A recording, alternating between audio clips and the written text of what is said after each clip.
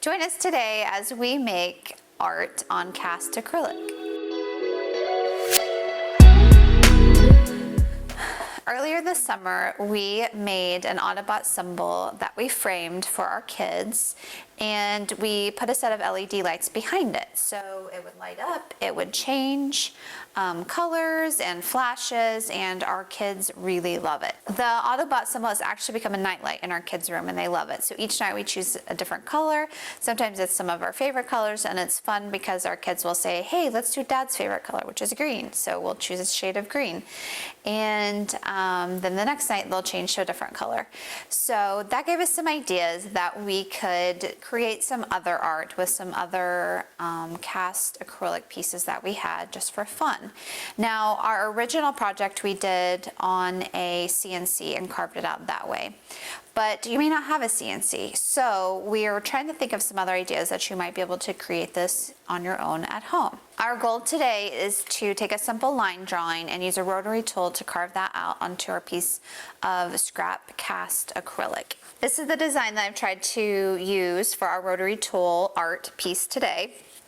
We've also taken a piece of our scrap wood and made a simple base for it to slide into so that we can use it as desk art. If you want to, you could light it up. I think we're going to go ahead and give it a try. So we've already cut out a piece of our LED blue light stripping that we are going to be able to just slide. We're going to be able to slide this LED light strip and wiring right into the hole, and it will just be sitting down into the bottom. So we'll have a blue LED strip that lights up the piece, and then it will just slide into the top like this. All I've done with my project so far today is I have traced my design onto a piece of paper, and then I taped that to my cast acrylic so that it's not moving around while I'm using my rotary tool.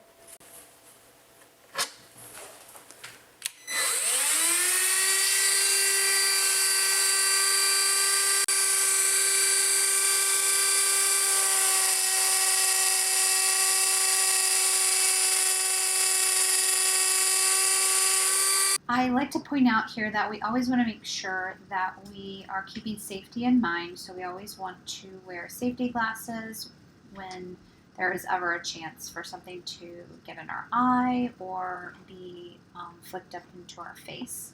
So this is the first time that I used a rotary tool for an art piece like this. You're definitely going to want to play around first on a scrap piece. There's a little bit of a learning curve. And on our scrap piece, we used several different blades with the rotary tool to see what depth and cut we wanted to make onto our final piece. Okay, so I've got my block that I just wiped some linseed oil onto just to give it some color and a little bit of finish. Okay, so I'm going to go ahead and put the wiring now. So I'm just sliding this into the hole.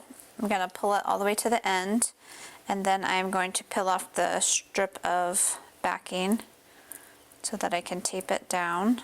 Easier said than done. There we go. And now I'm just going to press that.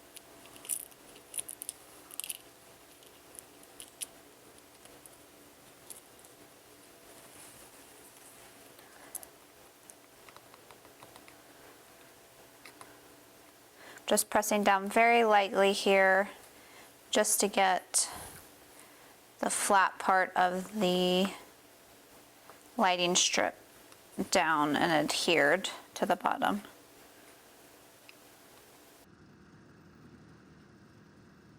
In order to get a flat surface for our flame polishing, we use a sanding block to even out that surface and to get even pressure while sanding the edges. We sanded up to 220 grit on all four sides, and we also put our blue paint masking tape on the surfaces that would be for display so that they would stay in nice condition and not have any scratching.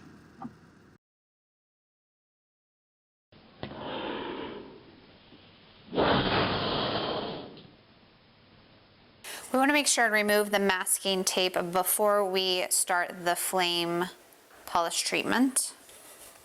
We want to make sure that we don't get any heat on the masking tape.